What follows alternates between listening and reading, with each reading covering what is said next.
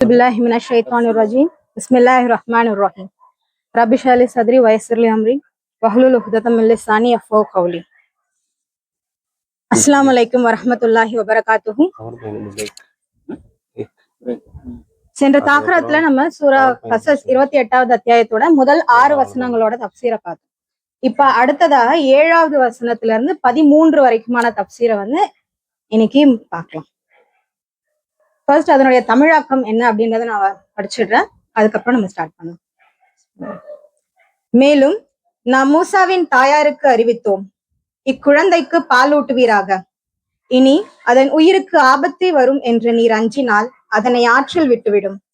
நீர் யாதொரு அச்சமும் கவலையும் கொள்ள வேண்டாம்.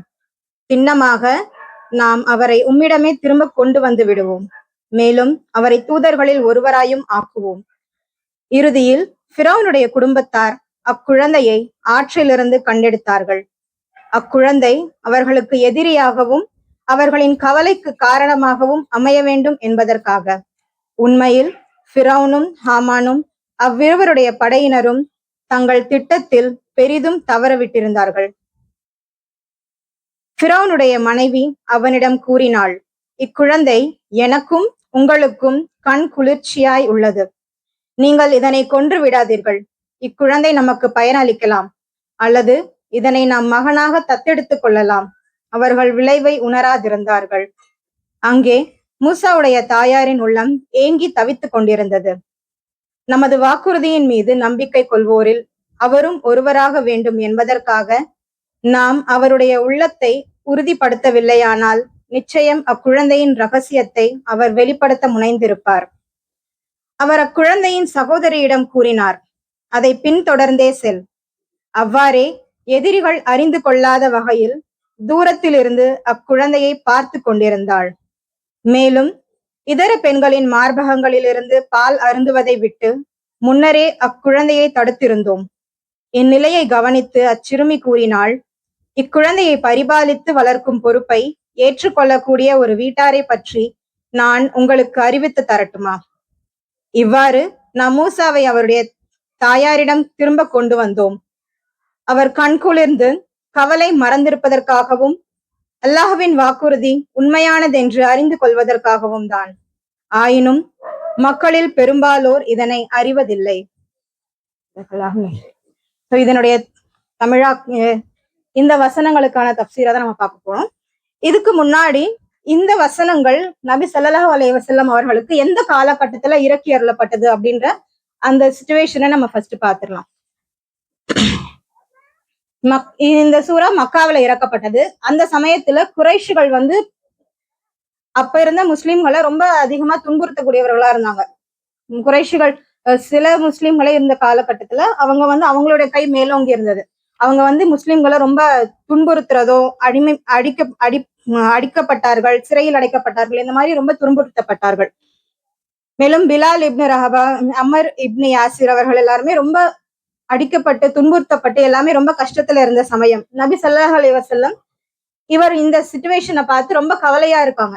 என்னடா இது, இந்த மக்களை இப்படி பண்றாங்களே அப்படின்னு சொல்லி இருக்கும் பொழுது அவர்களுக்கு ஆறுதல் கூற வேண்டும் அப்படின்றதுக்காக இறக்கி அருளப்பட்டதுதான் இந்த வசனங்கள். இந்த வசனங்கள்ல இருந்து அல்லாஹ் அவருக்கு என்ன சொல்ல முற்பட்டான் அப்படின்னா, மிகவும் பலவீனமாக இருந்த நிலையில இருந்த குழந்தையான மூசாவை கூட அல்லாஹ் பாதுகாத்தான். மிகப்பெரிய அதிகாரம் கொண்ட ஃபிரௌன் கூட இறுதியில் தோல்வி அடைந்தான். அல்லாஹ் கொடுத்த வாக்குறுதி எப்போதும் நிச்சயமாக நிறைவேறும்.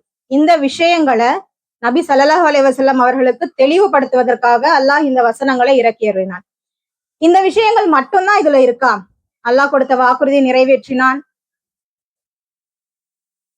வேற திட்டத்தை அனைவரை விடவும் நல்ல திட்டம் தீட்டுபவனாக அல்லாஹ் இருக்கிறான். இந்த விஷயங்கள் எல்லாமே தாண்டி இதுல நான் இதை எப்படி பாக்குறேன் அப்படின்றதுதான் இன்னைக்கு நான் கூட பகிர்ந்துக்க போறேன். இந்த வசனங்கள்ல 3 முக்கியமான நபர்களை பற்றி குறிப்பிடுறாங்க. இந்த 3 நபர்களுமே பெண்கள். அவர்களுடைய பங்கு அந்த ஹிஸ்டரி, அந்த நிகழ்வுல எவ்வளவு முக்கியமானதாக இருக்கு அப்படின்றதுதான் நம்ம இங்க பார்க்க போறோம். இஸ்லாம் பெண்களை வெறும் வீட்டுக்குள்ள வச்சுக்கிற ஒரு பொருளாகவோ அவர்கள் அங்கேயே இருக்கணும், அடக்கி வைக்கணும்ன்ற பொருளாகவும் பார்க்கல.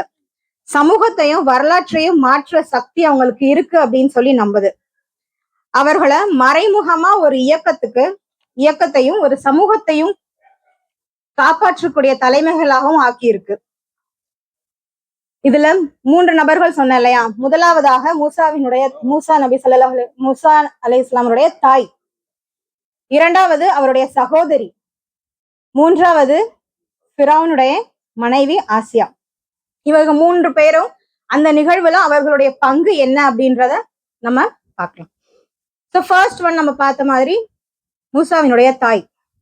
அவங்க என்ன பண்றாங்க? அவங்களோட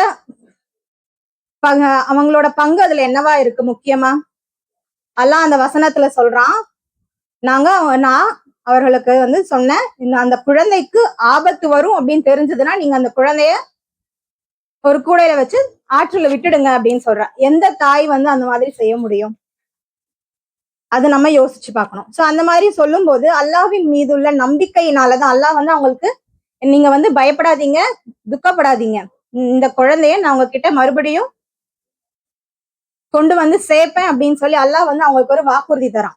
அவங்களுக்கு அந்த வாக்குறுதி மேலேயும் அல்லாஹின் மேலேயும் மிகப்பெரிய நம்பிக்கை இருந்தது. அல்லாஹ் அதை நிறைவேற்றுவான் அப்படின்ற ஒரு நம்பிக்கையில அவங்க என்ன பண்றாங்க? அல்லாஹ் சொன்னபடியே வந்து அந்த குழந்தைய வந்து அந்த ஆற்றுல விட்டுறாங்க. இதுல இருந்து நமக்கு என்ன தெரியுது? அவங்களுடைய நம்பிக்கை, அதிகமான நம்பிக்கை தான் வந்து இதுல இருக்கு. அவங்களுடைய பயத்தையும் துக்கம் இருந்தாலுமே வந்து அதை எல்லாத்தையுமே ஓவர் கம் பண்ணி அவங்களோட எமோஷன் எல்லாமே வந்துச்சு அல்லாஹ்வின் மீது உள்ளனாலதான் வந்து அவங்க வராங்க.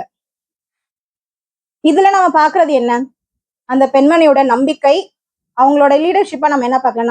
நம்பிக்கைக்கு ஒரு முன்னுதாரணமா இருக்காங்க. அவங்களோட தைரியம், அல்லாஹ்வுடைய திட்டத்தை வந்து ஏற்றுக்கொள்வது, அதை ஏற்றுக்கிட்டு அதுல நம்ம ஒரு பங்கு இருக்கு அப்படின்னு சொல்லி அந்த பங்கை வந்து அவங்க நிறைவேற்றுறது. இது அந்த காலத்துல மட்டும்தான் நடந்திருக்கா? இந்த காலத்திலுமே இந்த மாதிரி விஷயங்கள் நடந்துகிட்டே தான் இருக்கு. நம்பிக்கையை வச்சு நிறைய விஷயங்கள் நம்பிக்கை இருக்கதான் செய்யுது. அதை நம்ம பார்த்துக்கிட்டு தான் இருக்கோம். காசா மக்கள் 2 வருடங்களுக்கு மேலாக போர் நடந்துகிட்டே இருக்கிற ஒரு இடம். அவங்களுக்கு உணவு கிடையாது, வீடு அப்படின்னு சொல்லி எல்லா அத்தியாவசியமான எதுவுமே இல்லாம அவங்க வாழ்ந்துகிட்டு இருக்காங்க. எதனால? அல்லாஹ் மேல இருக்கிற நம்பிக்கையினாலதான். ஈமானும் நம்பிக்கையும் அதிகமாக இருக்கு. அந்த இடத்துல வந்து ஒரு தாய் கிட்ட கேக்குறாங்க, நீங்க உங்க குழந்தைய பத்தி நீங்க வந்து கவலையே பட மாட்டீங்களா அப்படின்னு சொல்லி கேட்கும் பொழுது அந்த தாய் சொல்றாங்க, என் குழந்தை என் கையில இல்ல, அல்லாஹ்வுடைய கையில இருக்கு. அல்லாஹ் வந்து அந்த குழந்தைய பார்த்துப்பான்ற நம்பிக்கையில தான் நான் இருக்கேன் அப்படின்னு சொல்லி அவங்க சொல்லும் பொழுது, அதுல இருந்து நம்ம அவங்களோட நம்பிக்கையும் அவங்க அல்லாஹ் மேல வச்சிருக்கிற பற்றியும் நம்ம பார்க்கலாம். ஒரு தாய் வந்து நல்ல தலைமையாக இருந்தாங்க அப்படின்னா ஒரு நல்ல தலைமுறை வந்து அவங்க உருவாக்க முடியும் அப்படின்றத நம்ம இங்க பார்க்கலாம். அடுத்ததா 2வதா நம்ம பார்த்தது வந்து மூசாவினுடைய சகோதரி அவர்கள். அவங்க வந்து எதுக்காக நம்ம இம்பார்ட்டன்ஸ் எதுக்காக அவங்க வந்து நம்ம இங்க சொல்லலாம் அப்படின்னா அவங்களோட அறிவு கூர்மை, அவங்களோட இன்டெலிஜென்ஸை வந்து நம்ம இங்க பார்க்கலாம். அவங்க என்ன பண்ணாங்க? அவங்க தாய் சொல்றாங்க, அந்த சிச்சுவேஷன்ல நம்ம பார்க்கும்போது அவங்க அந்த தாய் வந்து என்ன சொல்றாங்க? அவங்க வந்து ஆற்றுல விட்டுட்டாங்க. அவங்க பொண்ணுகிட்ட வந்து சொல்றாங்க, நீங்க வந்து பின்னாடியே போய் அந்த குழந்தை எங்க போகுது அப்படின்னு சொல்லி பாரு அப்படின்னு சொல்றாங்க. அந்த பொண்ணு அவங்க அம்மா பேச்ச தட்டாம போறாங்க. போய் பார்க்கும் பொழுது அது வந்து பிறனுடைய தோட்டத்துல இருக்கு, அங்க இருக்கு அப்படின்னு சொல்லி அவங்க பார்த்துட்டு அப்படியே வந்து சொல்லல. ஒரு வேலை தானே கொடுத்தாங்க, அதை முடிச்சுட்டு வந்து சொல்லலாம்னு சொல்லாம அங்கேயே இருந்து அது எல்லாமே நோட் பண்றாங்க, என்ன நடக்குது அப்படின்னு சொல்லி பாக்குறாங்க. கடைசியா வந்து அந்த குழந்தைக்கு பால் ஊட்டணும் அப்படின்னு சொல்லி வரும் பொழுது இவங்க அவங்களுடைய புத்தி கூர்மையை வச்சு அந்த இடத்துல ஒரு சஜஷன் கொடுக்குறாங்க, இந்த மாதிரி எனக்கு ஆளுங்களை தெரியும், நான் அவங்களை கூட்டிட்டு வரேன் அப்படின்னு சொல்லி சொல்லும் பொழுது அவங்க எந்த அளவுக்கு பிரசன்ஸ் ஆஃப் மைண்ட் வந்து அவங்களுக்கு இருக்கு அப்படின்றத வந்து நம்ம பார்க்கலாம். கடைசியா வந்து அந்த தாயும் அந்த மகனும் சேருவதற்கு அவங்க வந்து ஒரு பாலமாவும் இருந்திருக்காங்க. இதுல அவங்களோட அமைதியான திட்டமும் அவங்களோட புத்திசாலித்தனமும் வந்து நம்ம பார்க்கலாம். 3வதாக ஆசியா அவர்கள், ஃபிரௌனின் மனைவி அவர்கள், அந்த குழந்தைய அவங்க கண்டெடுத்ததுக்கு அப்புறம் அந்த குழந்தைய கொல்றதுக்கு திட்டமிடுறாங்க. ஆனா அவங்க வந்து அதை தடுக்கிறாங்க. இந்த குழந்தைய வந்து நம்ம வளர்க்கலாம் அப்படின்னு சொல்லி அவங்க அந்த இடத்துல ஒரு டிசிஷன் மேக்கிங் வந்து அவங்க பண்றாங்க. அதையுமே வந்து ஃபிரௌன் ஏத்துக்கிட்டு சரி வளர்க்கலாம் அப்படின்னு சொல்லி அவங்க பண்ணும் பொழுது அவங்களுடைய தைரியம் வந்து நமக்கு தெரியுது. ஃபிரௌன் அப்படின்றது எப்படிப்பட்ட அரசன் அப்படின்றது நமக்கு தெரியும். அவனை எதிர்த்து பேசுறதுக்கே ஒரு தைரியம் வேணும். அந்த மாதிரியான ஆளுக்கு நடுவுல இருந்துகிட்டு அவங்க அப்படி பண்ணதுமே வந்து அந்த குழந்தைய காப்பாற்றுனதுமே வந்து ஒரு பெரிய விஷயமா தான் நம்ம பார்க்கணும். அவர் அநியாயத்திற்கு எதிராக நிற்கும் தைரியம் மற்றும் உண்மையை காப்பாற்றும் ஒருத்தரா இருந்தாங்க. இந்த பெண்கள் வந்து யாருமே அரசர்களா இல்ல, பெரிய தலைவர்களாவோ இல்ல, பெரிய அதிகாரத்துல இல்ல, எல்லாமே சாதாரணமான பெண்களா தான் இருந்தாங்க. ஆனா அவங்களோட செயல்கள் வந்து எந்த மாதிரியான செயல்களா இருந்திருக்கு? ஒரு நபியை காப்பாற்றுறாங்க, ஃபிரௌனுடைய திட்டத்தை வந்து தோற்கடிக்க செய்யறாங்க, ஒரு ஹிஸ்டரியவே வந்து மாத்தி அமைச்சாங்க. இதுதான் வந்து அந்த பெண்கள் அந்த விஷயத்துல அந்த நிகழ்வுல இருக்கிற முக்கியமான பங்கா இருக்கு. அதே போல வந்து அது அங்க மட்டும்தான் நடந்திருக்கா? இல்ல, நிறைய விஷயம், நிறைய நபி ஸல்லல்லாஹு அலைஹி வஸல்லம் காலத்திலுமே வந்து இந்த தைரியத்துக்கும் நம்பிக்கைக்கும் பேர் போன நிறைய சம்பவங்களை வந்து நம்ம பார்க்கலாம். எக்ஸாம்பிளா சொன்னோம்னா, சஃபியா பின் அபு தாலிப் இஸ்லாத்தை ஏற்றுக்கொண்டாதான் நான் அவனை திருமணம் முடிப்பேன் அப்படின்னு சொல்லி சொன்னதுனால அவர் வந்து மாத்துறாங்க. அதுவும் ஒரு பெரிய புரட்சி தான். நுசைபா பின் காப், உம்மு சுலைம் மற்றும் பாத்திமா அவர்கள் என்ன செய்யறாங்க? உமர் இப்னு ஹத்தாப் அவர்கள் வந்து இஸ்லாத்தை ஏற்ற சம்பவத்திலும் ஒரு பெண்ணோட ஈமானும் அவங்களோட தைரியமும் இருக்கு. அப்படி அவங்க நடக்கல அப்படின்னா உமர் அப்படின்ற ஒரு கலீஃபாவே நமக்கு இல்லாம போயிருப்பாரு. உமர் போன்ற மனிதரின் இதயத்தை மாற்றியது ஒரு வாள் அல்ல, அவங்க சகோதரியோட ஈமான் மற்றும் குரானுடைய வசனங்கள் தான். மேலும் ஆயிஷா ரஸியல்லாஹு அன்ஹா அவர்கள் இஸ்லாமோட மிகப்பெரிய அறிஞர்கள்ல ஒருவரா இருந்தாங்க. ரொம்ப இன்டெலிஜென்ட் பர்சன். நிறைய சஹாபாக்கள் வந்து அவங்க கிட்ட வந்து டவுட் கேட்பாங்க. ஹதீஸ் விஷயமாக இருக்கட்டும், ஷரியத் சட்டங்களாக இருக்கட்டும், மார்க்க அறிவு, மத அறிவு, எல்லா விஷயங்களுமே வந்து அவங்க நல்ல ஒரு இன்டெலிஜென்ட் பர்சனா இருந்தாங்க. அவங்களுக்கு வந்து அவங்க சஜஷன்ஸ் கொடுக்குற அளவுக்கு அவங்க வந்து நாலேஜபிள் பர்சனா இருந்தாங்க. இதுல இருந்து இது வந்து நம்ம ஹிஸ்டரியில இருந்தா பார்த்தோம். ஸோ அந்த சிச்சுவேஷன்ல எப்படி இருந்தாங்க, அதுக்கப்புறம் நபி ஸல்லல்லாஹு அலைஹி வஸல்லம் காலத்துல எப்படி இருந்தாங்க. இது வந்து இந்த வசனங்களை நம்ம பார்க்கும்பொழுது நம்ம இதுல இருந்து என்ன கத்துக்கணும், நம்ம இந்த இந்த காலகட்டத்துல நம்ம வாழும்போது இதுல இருந்து நமக்கு என்ன படிப்பினைகள் இருக்கு அப்படின்னு நம்ம பார்க்கணும். எப்போ வந்து நம்ம எல்லா நேரத்திலயும் நம்ம நம்பிக்கையோட இருக்கணும், எந்த இடத்துல நம்மளுடைய புத்திசாலித்தனத்தையும் அறிவு கூர்மையும் காட்டணும் அந்த இடத்துல காட்டணும். அது ரொம்ப முக்கியமான விஷயமா இருக்கு. பெண்கள் அப்படின்னு வரும்பொழுது நிறைய விஷயங்களை வந்து ஃபேஸ் பண்றோம். குடும்ப பிரச்சனைகள் இருக்கு, குழந்தை வளர்ப்பு அப்படின்றது மிகப்பெரிய ஒரு விஷயம். பொருளாதாரம் மற்றும் சமூக விஷயங்கள்ல வந்து நம்ம ஹேண்டில் பண்ணணும். அண்ட் விழிப்புணர்வு இருக்கணும். நமக்கு பிரச்சனைகளுக்கான தீர்வை அமைதியான முறையில காண்றது, நல்ல செயல்களை ஆதரிக்கிறது, இந்த மாதிரி ஒரு ஒரு விஷயத்திலயுமே வந்து நம்மளுடைய இன்டெலிஜென்ஸையும் நம்ம எல்லாமே வந்து நம்மளுடைய நம்பிக்கையை நம்ம வந்து காட்டிக்கிட்டே தான் இருக்கணும். ஒரு வீட்டுல அமைதி இருக்கணும் அப்படின்னா, அமைதியும் சந்தோஷமும் இருக்கணும் அப்படின்னா அந்த வீட்டுல இருக்கிற பெண் கையில தான் இருக்கு. அந்த ஆண்கள் அப்படின்றது வேலைக்கு போறாங்க, இயக்க பணிகள்ல ஈடுபடுறாங்க, அது எல்லாமே வந்து அவங்க நிம்மதியாகவும் சந்தோஷமாகவும் மன திருப்தியோடையும் செய்யணும் அப்படின்னா அவங்களுக்கு வீட்டுல ஒரு நல்ல மகளை பெண்கள் தான் உருவாக்கி தரணும். அந்த பெண்கள் அப்படின்னு அதே மாதிரி ஆண்களும் வந்து அதே விஷயம் அங்கேயே வந்து ரொம்ப டைம் ஸ்பெண்ட் பண்ணிட்டு இங்க வந்து எதுவுமே வந்து ஈடுபாடு இல்லாம இருந்தாங்க அப்படின்னா அங்கேயும் வந்து பிரச்சனை தான் வரும்.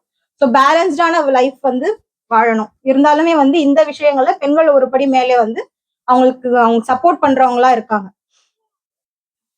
அல்லாஹ்வின் மேல வந்து உறுதியான நம்பிக்கை இருக்கணும். அப்படி இருந்தாச்சு அப்படின்னா எந்த கஷ்டத்தையுமே நம்மளால ஹேண்டில் பண்ண முடியும் அப்படின்ற தைரியமோ நம்பிக்கையோ நமக்கு வரும். அல்லாஹ்வின் திட்டம் மனிதனின் திட்டத்தை விட மேலானது. நம்ம நினைச்சது நடக்கல அப்படின்னா அதுக்காக சோர்ந்து படாம இதை விட பெருசா ஒண்ணு இருக்கு அப்படின்றத நம்ம நினைக்கணும். அதுதான் இந்த வசனங்கள்ல இருந்து நம்ம கத்துக்கிற விஷயமா இருக்கு. அப்படி நம்ம திட்டத்தை வந்து ஏத்துக்கும் பொழுது விசுவாசிகளை வந்து எதிர்பாராத வழிகளில் வந்து அல்லாஹ் நம்மளை பாதுகாக்கிறவனா இருக்கான். ஈமானோட சேர்ந்த தைரியம் ஒரு முழு சமுதாயத்தையும் மாற்றும் அப்படின்ற கருத்துமே வந்து நமக்கு இங்க தெளிவா புரியுது. இந்த கருத்துகளோடு என்னுடைய தப்சீர் உரையை நிறைவு செய்கிறேன். அஹ்ருதவானா அல்ஹம்துலில்லாஹி ரப்பில் ஆலமீன். அஸ்ஸலாமு அலைக்கும் வரஹ்மத்துல்லாஹி வபரகாத்துஹு.